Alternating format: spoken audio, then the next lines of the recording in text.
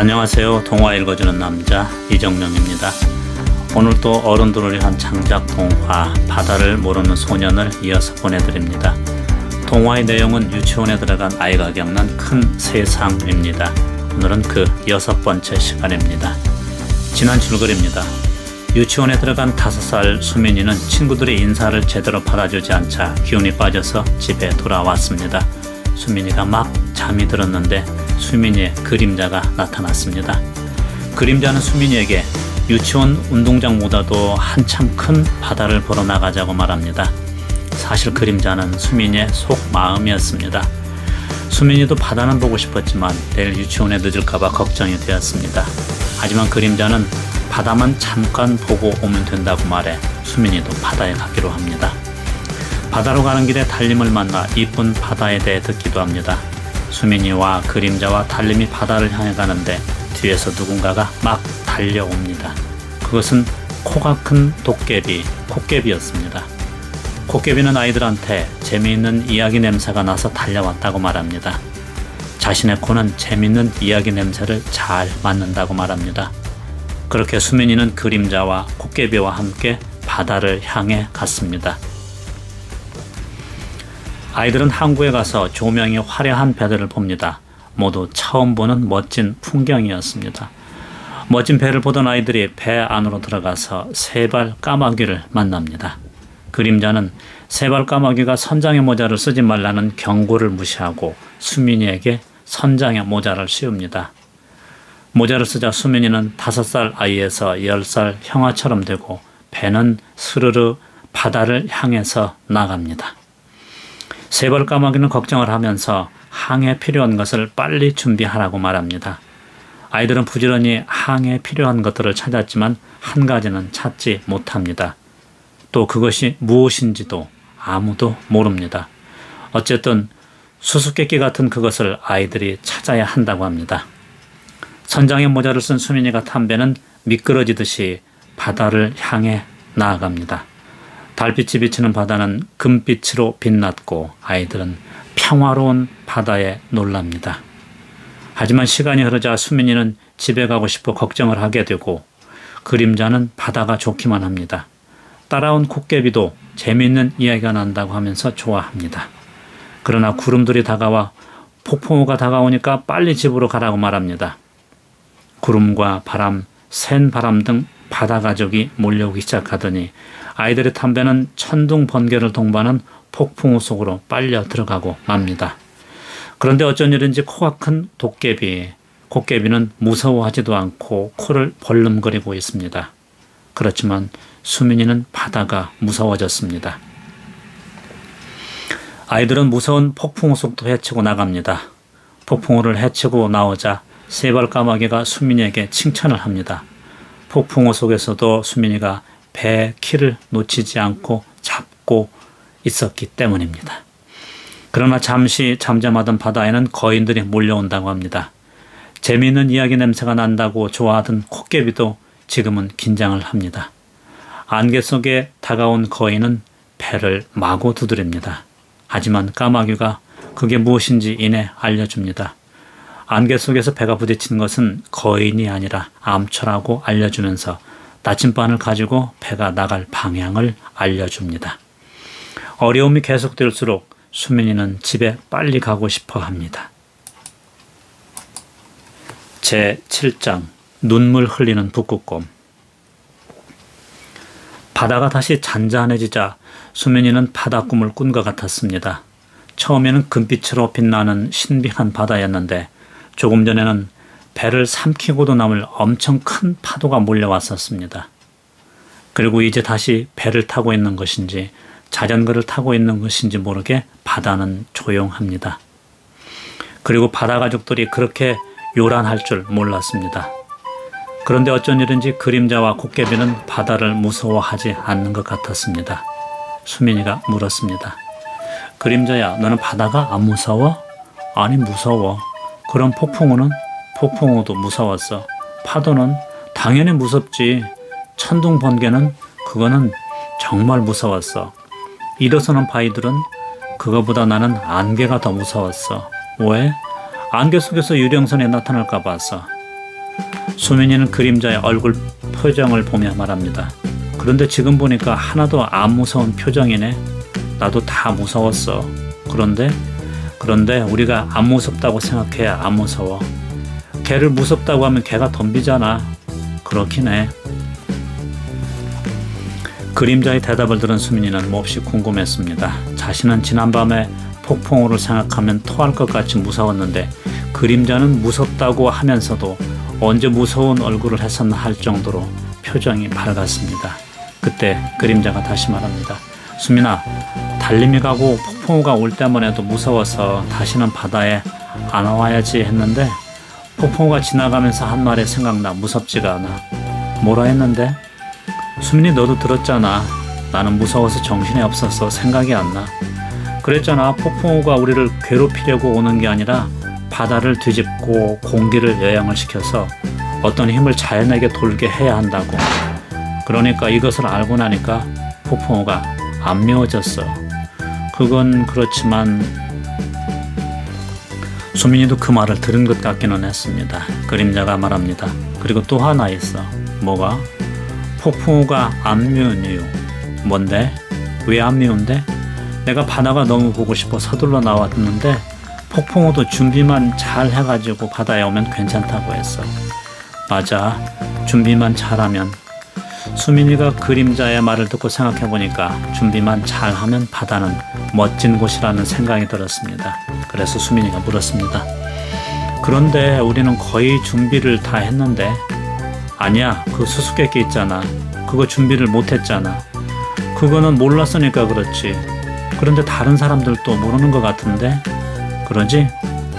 수민이는 옆에 있던 코깨비한테도 물어봤습니다. 코깨비야, 너도 안 무서워? 뭐가 무서워? 바다 말이야. 나도 무서웠어. 그런데 코깨비 너는 천둥치고 번개칠 때 밖에 있었잖아. 나도 무서웠지만 재미있는 이야기들은 그런 거 다 이겨내야 재미있는 이야기가 된다고 했어. 또 재미있는 이야기 주인공들도 악당들과 용감하게 싸워서 이겼어. 나도 파도와 싸워 이겨야 한다고 생각했어. 도망가지 않고 책상 밑에도 숨지 않고. 코깨비의 말에 그림자가 미안해합니다. 책상 밑에 숨은 것은 수민이가 아니라 사실 그림자였기 때문입니다. 수민이는 그림자와 코깨비의 말을 들어도 그런 말들이 잘 이해되지 않았습니다. 수민이는 폭풍우보다도 유치원에 빨리 못 가는 것이 제일 큰 걱정이었습니다. 유치원에 입학한 지 일주일밖에 되지 않았지만 새로운 친구들이 많아서 참 좋았습니다. 걱정을 하다 수민이가 그림자에게 물었습니다. 우리 유치원 애들은 이런 바다 보았을까? 수민이의 말을 듣고 있던 그림자가 놀라며 물었습니다. 유치원? 무슨 유치원? 우리 유치원. 수민아, 우리 이제 어린애 아니야. 이 배를 타면서 형아가 되었어. 그림자의 말을 듣던 수민이가 깜짝 놀랍니다. 그렇지, 참 우리가 형아가 되었지. 그럼 아이들도 우리처럼 컸을까? 그건 모르지. 왜? 걔네들은 이 배를 안 탔으니까. 아이들은 자신들이 커진 거에 대해서 걱정을 하고 있었습니다. 5살 유치원 아이에서 10살이 되었으니 친구들은 물론 엄마 아빠도 자기들을 몰라볼 거라고 생각합니다. 아이들의 걱정을 깬 것은 갑자기 배에 무엇인가 쿵 하고 부딪히는 소리 때문이었습니다. 무슨 소리야? 수민이의 눈이 커지면서 그림자에게 물었습니다. 누구보다 재빠르게 코깨비가 선실 밖으로 나갑니다. 나도 들었어. 뭐지? 수민이의 눈이 다시 커졌습니다. 또 거인들이야? 이번에는 그림자가 하던 동작을 멈추고 물었습니다. 다시 배에 물체가 닿는 소리가 길게 났습니다. 뭔가 일이 벌어지고 있음을 아이들은 직감합니다. 날이 새지 않아 아이들은 무서웠습니다. 또 암초들이 일어서는 거 아니야? 수민이가 걱정스러운 얼굴로 그림자에게 물었습니다. 나도 몰라. 많이 무섭다. 뭔지 몰라 불안한 것은 그림자도 마찬가지였습니다. 그림자가 살며시 밖을 쳐다보았습니다. 수민아, 뭔가 하얀 것들이 떠 있어. 수민이도 조심스럽게 바다를 바라봅니다. 저거 얼음 조각 같다. 수민이의 말이 맞았습니다. 새벽이었지만 크고 작은 얼음 덩어리들이 바다에 떠 있었습니다. 아니, 얼음들은 물이 흘러가는 대로 흘러가고 있었습니다. 그때 아이들의 눈에 사람이 얼음을 타고 있는 것이 보였습니다. 그림자가 소리쳤습니다. 수민아, 사람이야. 사람이 타고 있어. 정말? 어떻게 하지? 그 사이 사람이 타고 있었다는 그 얼음이 아이들이 타고 있는 배 가까이 다가왔습니다. 그 얼음 덩어리는 그렇게 크지는 않았는데 아이들 배 가까이 오자 아이들이 크게 놀랍니다. 수민이가 다시 소리칩니다. 그 그림자야, 사람이 아니야. 곰이야, 하얀 곰. 곰이라는 소리에 코끼리가 달려옵니다. 이내 코를 벌렁거리면서 냄새를 맡기 시작합니다. 와, 이런 일이, 이런 데서 곰을 만나다니 무섭기도 하지만 너무 놀라운 일이야. 코끼리가 긴장을 하며 이리저리 움직입니다. 그림자도 마찬가지였습니다. 저 곰이 우리를 잡아먹으면 어떻게 해? 어휴, 세발 까마귀님 어디 가신 거야? 우리를 도와줘야지. 아이들이 걱정을 하고 있을 때 하얀 곰이 탄 얼음은 배 옆으로 가까이 왔습니다. 그리고 곰은 큰 소리로 말합니다. 어이 얘들아, 나 이 배 타야겠다. 도와줘. 만약에 도와주지 않으면 이 배를 부숴버릴 거야. 수민이가 덜덜 떨면서 말합니다. 안 돼. 나 유치원에, 아니 집으로 가야 해. 그리고 너를 태울 수 없어. 이 배는 내가 타면 뒤집힌단 말이야. 그래도 곰은 큰 소리로 소리칩니다. 그래도 나는 이 배 타고 말 거야. 곰이 배에 탄다고 하자 코끼리가 숨어버립니다. 그리고 중얼거립니다. 저 곰은 몹시 배가 고픈 곰인데 큰일이네. 우리를 다 잡아먹을 텐데. 왜 그래 곰아? 그림자가 태어난 척 묻자 곰이 대답합니다. 몰라서 물어? 너희들 사람들 때문에 우리는 고향을 잃어버리고 바다에 떠내려가고 있어. 수민이가 물었습니다. 너희들 고향은, 아니 너희 곰들은 북극에 사는 거 아니야? 맞아, 우리들 집은 북극에 다 있어. 모두 얼음 위에서 살고 있어. 그래 알아. 거기는 추워서 사람들은 못 산다고.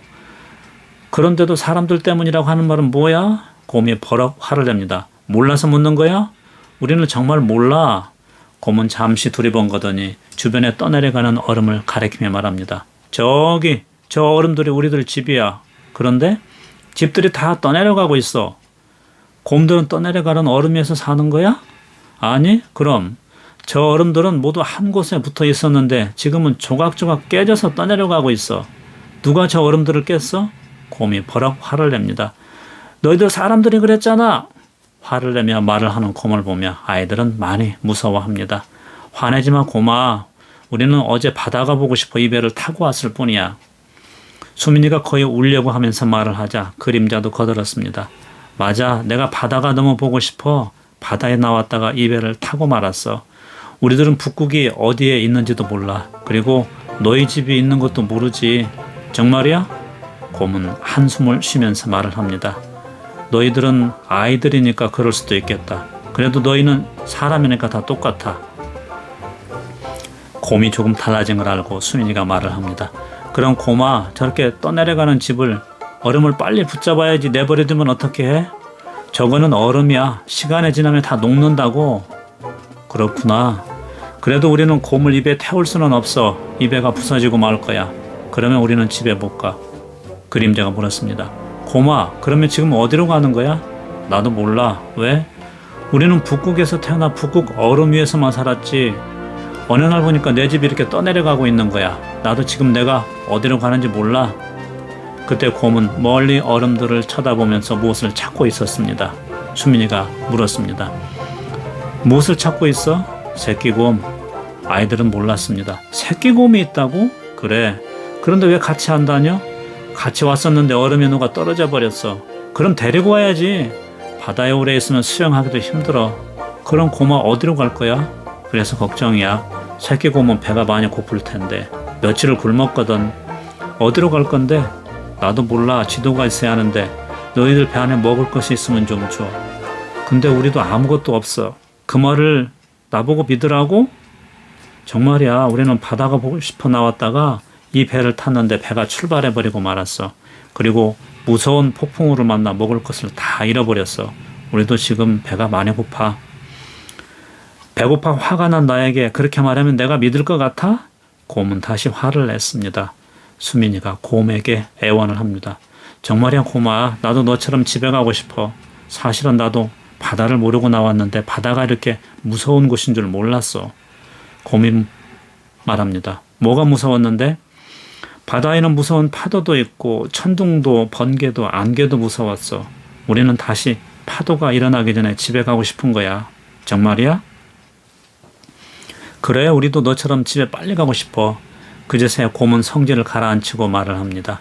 집에 가고 싶은 것은 똑같구나. 그래, 정말이야. 그때 곰이 다시 물었습니다. 근데 너희들은 어디로 가? 우리도 잘 몰라. 처음 배를 탔거든.